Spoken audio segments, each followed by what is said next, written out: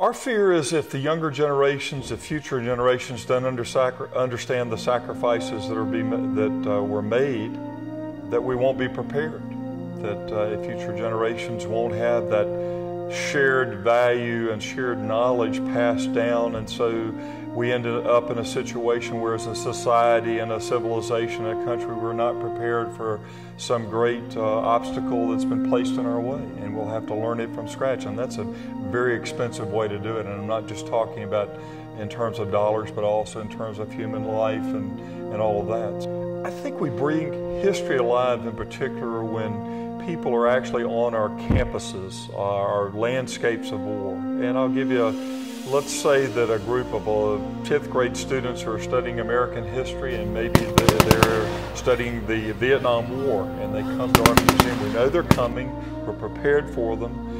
We take them to the Vietnam War landscape of war. They see an authentic warfront scene. We maybe do a reenactment. We let them get inside the vehicles, maybe ride around in the vehicles. We might even be able to do a demonstration or reenactment while they're there. All of a sudden it brings it to life.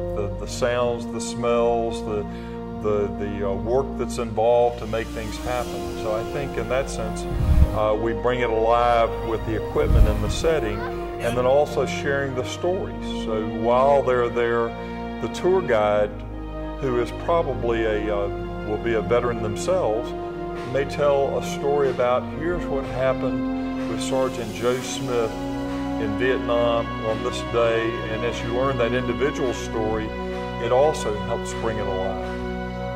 So when groups come to our museum, particularly school students, yes, they'll come because it's interesting, it's exciting, it's fun to be able to see the tanks rolling around, or maybe get inside a Huey helicopter or watch a reenactment.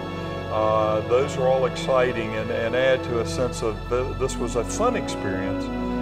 But subtly, and not so subtly, we want to impart the messages that these are the things, these are the activities that gave us the freedom that we have today.